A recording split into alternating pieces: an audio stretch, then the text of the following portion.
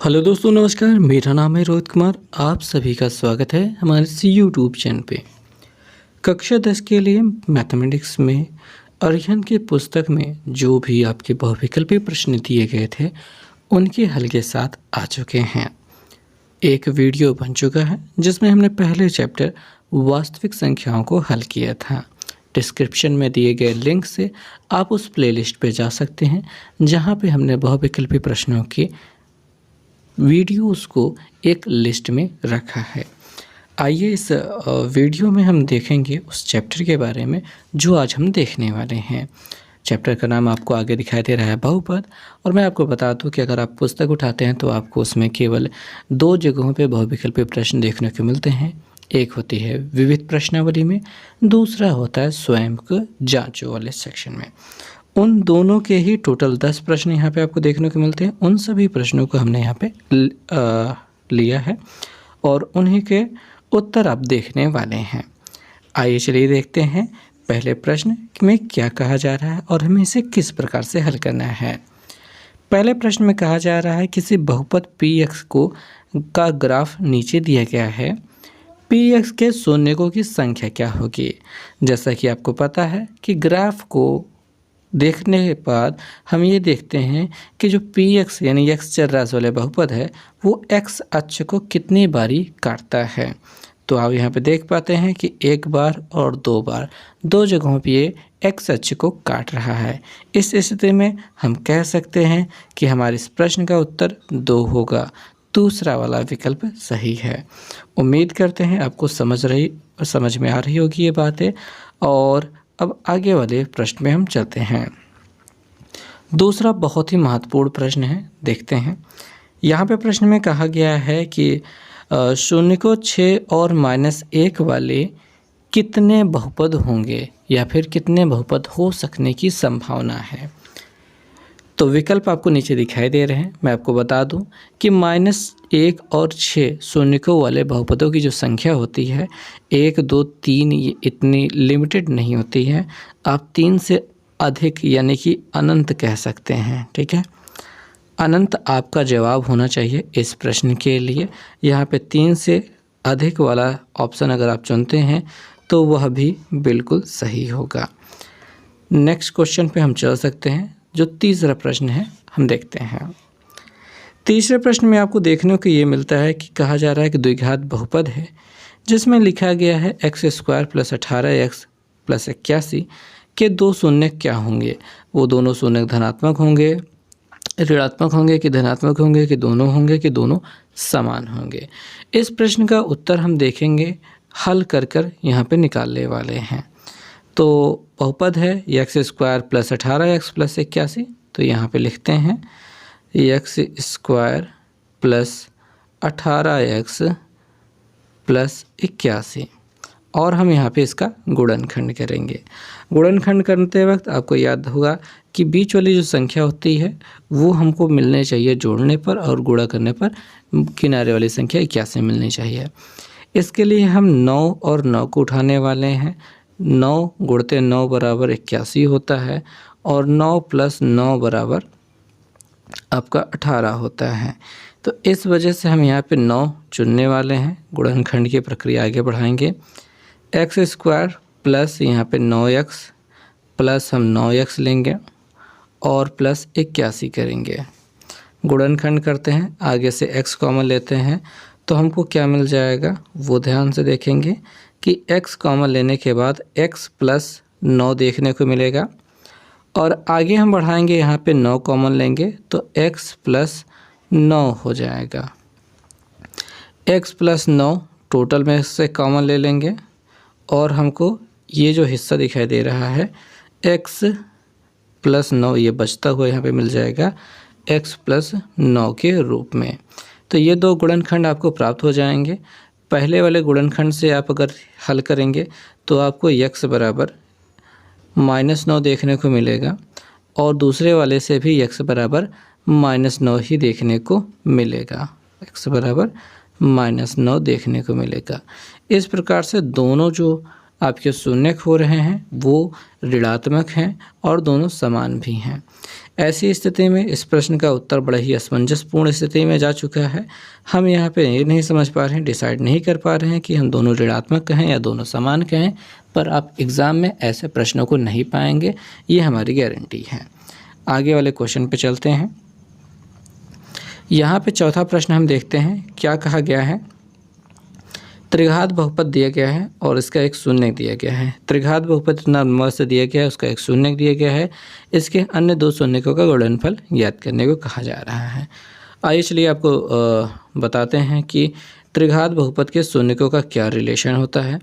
उससे पहले हमें इन सभी पिछले सवाल के चिन्हों को मिटाना होगा। देखते हैं। देखिए, बात ये होती है कि अगर आपके पास एक त्रिघात बहुपद है तो ax³ plus bx² plus cx और प्लस d के फॉर्म में होता है। और ऐसी स्थिति में इनके शून्यकों का योगफल हम जो कि लिख सकते हैं alpha plus beta plus gamma, alpha plus beta plus gamma, ये तभी मिलेगा जब इनके शून्यक अल्फ़ा बीटा गामा हों। यहाँ पे है, इसके बराबर हो जाएगा -b/a। और फिर alpha beta plus beta gamma plus gamma alpha, दो का गुणा करके उनका जो योगफल हो जाएगा वो होता है अपना c/a। और तीनों का गुणनफल alpha into beta into gamma, इसके बराबर होता है -d/a। तो हम यहाँ पे यूज़ करने वाले हैं अपने इसी हिस्से को, यानी देखिए अल्फ़ा और बीटा को हम ऐसे ही रख लेते हैं। तीसरा जो शून्यक था वो -1 था। अल्फ़ा बीटा गामा तीनों का गुणनफल आपके -d/a के बराबर होगा, जहाँ पे d की जगह पे c दिखाई दे रहा है। तो यानी कि हमको यहाँ पे -c रखना होगा बटे a की जगह पे अपना 1 है, यहाँ पे कोई गिनती नहीं तो वहाँ पे 1 आ जाएगा। हालांकि 1 लिखने का कोई फ़ायदा नहीं, माइनस से माइनस दोनों तरफ कट रहा है। और यहाँ पे अल्फ़ा बीटा बराबर हमको क्या दिखाई दे रहा है, c अकेले दिखाई दे रहा है। पर विकल्पों की अगर बात करें तो कहीं पे कोई विकल्प c नहीं दिया गया है। तो ऐसी स्थिति में हमें c की जो है वैल्यू रखनी होगी, यहाँ पे निकालनी होगी, ताकि हम सही उत्तर तक पहुँच सकें। इसके लिए हम बहुपद में शून्यक जो -1 दिया गया है उसकी वैल्यू पुट कर देंगे, जिसकी वजह से कुछ विशेष चीज़ें निकल कर आएंगी। आइए देखते हैं कि हम क्या करने वाले हैं। देखिए, जहाँ पे फॉर्मूले की बात है, यहाँ पे रखने की बात है, तो अपना जो बहुपद दिया है वो पहले था x³ दिया गया है। क्या दिया गया है, x³, ये दिखाई दे रहा है, x³ दिखाई दे रहा है, plus ax² plus bx plus c है। तो यहाँ पे सभी जगह पे जहाँ पे x है वहाँ पे -1 रखने वाले हैं। तो -1 की घाते 3 हो जाएगा, प्लस a -1 की घाते 2। तो यहाँ पे -1 की घाते 2 देखने को मिलेगा, प्लस b गुणते अपना -1 मिल जाएगा, और प्लस c, लास्ट में c हो जाएगा, बराबर 0 हो जाएगा। यहाँ पे वैल्यू रखी जाए तो हमें आगे मिल जाएगा -1, फिर मिल जाएगा यहाँ पे +1, हालांकि a से गुणा करके प्लस a हो जाएगा, अगले वाले में -b, और आगे प्लस c देखने को मिल जाता है। और c को छोड़ करके बाकी सबको अगर उधर भेजा जाएगा तो हमें c बराबर क्या देखने को मिल जाएगा, a माइनस में हो रहा है, b को प्लस में कर लेते हैं तो b -a देखने को मिलेगा। और ये अपना गिनती भी बाकी है, 1 उधर जाने के बाद क्या हो जाएगा, +1 हो जाएगा। तो ऐसा कुछ दिखाई देगा। अब हम यहाँ पे देख पाते हैं कि अल्फ़ा इंटू बीटा बराबर c है और c बराबर b -a + 1 हो रहा है। तो ऐसी स्थिति में हमारा जो अल्फ़ा बीटा का गुणनफल होगा वो अल्फ़ा इंटू बीटा बराबर हो जाएगा b -a + 1, b -a + 1, इतना से बात है। तो b -a + 1 कौन सा विकल्प है, b -a जो को माइनस में होगा। अब तीसरे वाले विकल्प में देख सकते हैं जहाँ पे 1 प्लस में है, a माइनस में है और b प्लस में है। दोस्तों, अब अगला जो प्रश्न है वो है 5 वाला, जिसमें हमको बहुपद px बराबर x² - 9 के शून्य ज्ञात करना है। इस प्रश्न को हल करना बहुत ही आसान है। x² - 9 की अगर शून्य ज्ञात करने की बात की जा रही है तो भाई आप इसको x² -3² कह सकते हैं। और यहाँ पे a² - b² के आधार पर x + 3 और x - 3 दो गुणनखंड बन जाते हैं। और अगर आप प्लस वाले चिन्ह के साथ में थोड़ा सा सॉल्व करते हैं तो आपको क्या देखने को मिल जाएगा, आपको x बराबर यहाँ पे -3 देखने को मिल जाएगा। और दूसरे वाले पार्ट के साथ करते हैं तो x बराबर आपको +3 देखने को मिल जाएगा। और अगर आप उत्तर में आएंगे तो आपका पहला वाला विकल्प सही हो जाएगा। इस प्रश्न के हल हो जाने के बाद आइए चलिए देखते हैं स्वयं को जांचो वाले सेक्शन में जो हमें प्रश्न देखने को मिलते हैं। उससे पहले इनके इरेज कर लेते हैं। तो प्रश्न में पहला वाला प्रश्न हमको देखने को मिलता है कि एक बहुपद है 3x² + 8x + k का एक शून्य दूसरे शून्य का व्युत्क्रम है, तो k का मान क्या होगा। तो ध्यान देंगे, एक शून्य अगर आप इसमें अल्फ़ा मान लेते हैं तो दूसरे वाले शून्य को 1/अल्फ़ा मानना होगा। ठीक है, ओके, एक बार फिर समझा देते हैं कि एक शून्य अगर अल्फ़ा है तो दूसरा वाला शून्य 1/अल्फ़ा होगा, तभी एक शून्य दूसरे का व्युत्क्रम होगा। और इनका गुणनफल क्या होता है, C/A होता है। क्या होता है, C/A होता है। योगफल होता है -B/A। तो यहाँ पे C कितना दिखाई दे रहा है, K दिखाई दे रहा है, और A क्या दिखाई दे रहा है, 3 दिखाई दे रहा है। तो हमको यहाँ पे देखेंगे कि C की जगह पे K लिख देंगे और A की जगह पे 3 लिख देंगे। इनको कट जाने के बाद यहाँ पे 1 मिल जाएगा, 3 के इधर गुणा हो जाएगा, तो आपको K बराबर सीधा 3 देखने को मिलेगा। तो ऐसे में आप B वाले विकल्प को कह सकते हैं कि आपका B वाला विकल्प सही है। ओके, समझ में आ गई बात है। नेक्स्ट क्वेश्चन पे आइए चलते हैं। अगला जो क्वेश्चन है वो है दूसरा। इसमें कहा जा रहा है बहुपद x³ + 4x² - px - 6 x - 1 से पूर्णतः विभाजित हो जाता है, तो कि p का मान ज्ञात करना है। बहुत ही प्यारा सवाल है। वैसे ये वाला सवाल आपने 9th में भी लगाया था। फिलहाल आइए देखते हैं, x - 1 को से अगर पूर्णतः विभाजित हो जाता है तो x - 1 का हम शून्य निकालेंगे। ठीक है, इसके बराबर आप 0 कर देंगे तो आपको x बराबर क्या मिल जाएगा, +1 मिल जाएगा। इस +1 को करना ये है कि इन सभी पदों में x जहाँ जहाँ दिखाई दे रहा है वहाँ पे आपको +1 रख देना है। और +1 रख देने के बाद ये पूरा 0 के बराबर हो जाना चाहिए, यानी हमको बराबर 0 भी लिख देना है। आइए देखते हैं कि हम कहाँ कहाँ पे +1 रखने की बात कह रहे हैं। देखिए, पहले इस जगह पे रखेंगे तो उसका जो सॉल्यूशन देखने को मिलेगा वो मिलेगा 1⁻3। फिर अब यहाँ पे रखेंगे तो प्लस हो जाएगा और हो जाएगा 4 × 1⁻2। 4 × 1⁻2 हो जाएगा। और -px है तो आप वहाँ पे -p × 1 कर सकते हैं, और साथ ही साथ वहाँ पे -6 भी है तो वो भी लास्ट लिख कर के बराबर 0 कर दे रहे हैं। अब थोड़ा सा सॉल्व कर लेते हैं। 1⁻3 बराबर यहाँ पे आपको 1 देखने को मिलेगा, प्लस यहाँ पे आपको 4 का नाम 4 ही देखने को मिलेगा, और कुछ तो रहेगा नहीं शेष। यहाँ पे 4 देखने को मिल जाएगा। यहाँ पे -p है और यहाँ पे -6 है, बराबर 0 हो रहा है।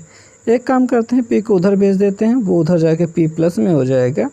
इधर हम 4 और 1 को जोड़ देते हैं, 5 हो जाएगा। 5 में से 6 को घटा देंगे तो -1 मिल जाएगा। 5 में से 6 को घटाने पे क्या मिल जाएगा, -1 मिल जाएगा। यानी p बराबर आप -1 कह सकते हैं। विकल्पों में आपको C वाला विकल्प दिखाई दे रहा है। और तीसरा वाला प्रश्न पे अब आ जाते हैं। तीसरे वाले प्रश्न में आपको उत्तर बहुत ही आसानी से देखने को मिल जाएगा।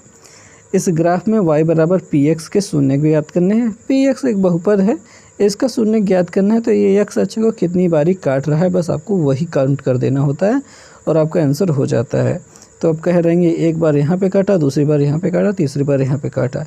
यहाँ पे वाले अगर कोई भी व्यक्ति कहना चाहता है सर वहाँ पे चौथी बार काट रहा है, तो आप गलत कर रहे हैं, क्योंकि वहाँ पे वो y अक्ष को काट रहा है। तो x अक्ष को ये केवल 3 बार काटता है, तो आपको केवल ये पहला वाला विकल्प लगा देना होगा।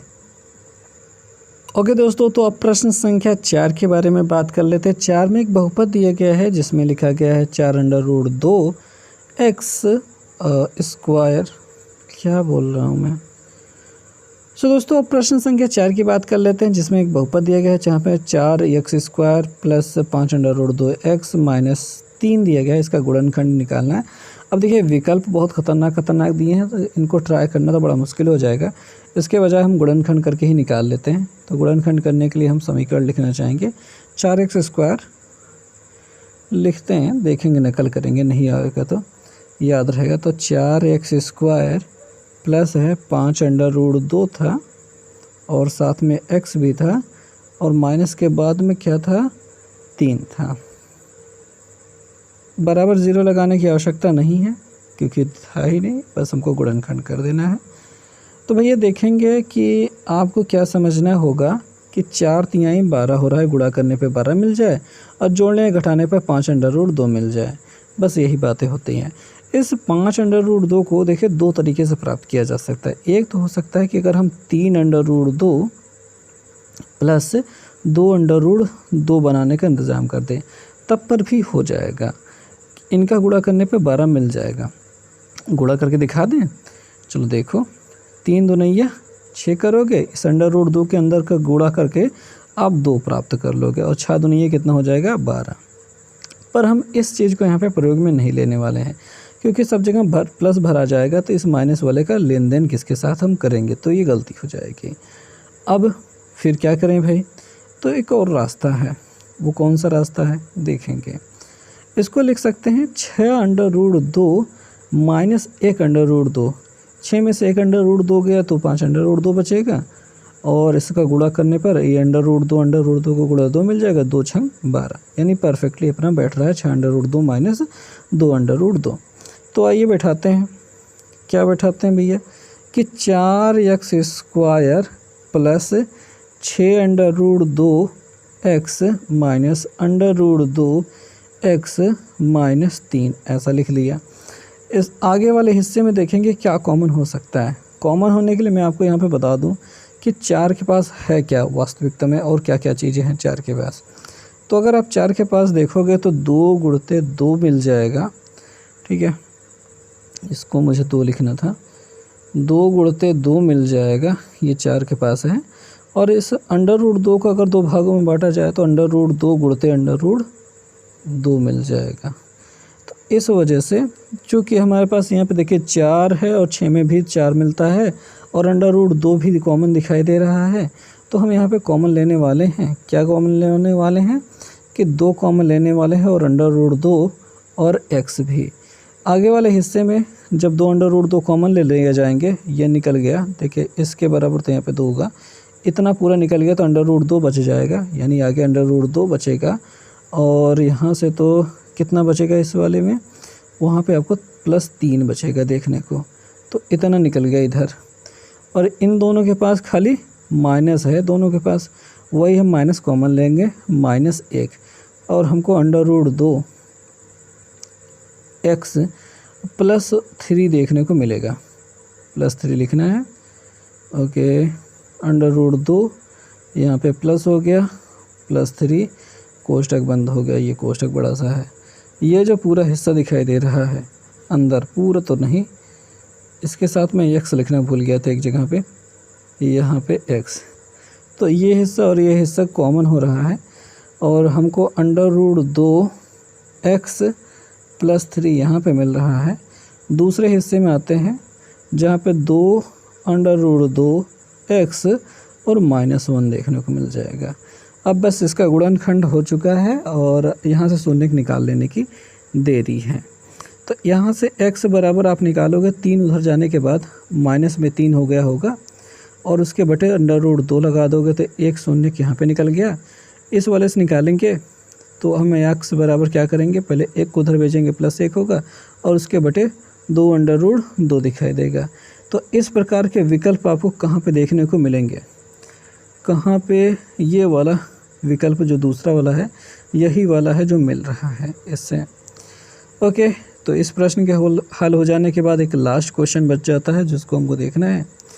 इसमें कहा क्या गया है 5वां प्रश्न में कि यदि अल्फ़ा बीटा इसके शून्यक हैं तो इसमें से किसकी वैल्यू क्या होगी।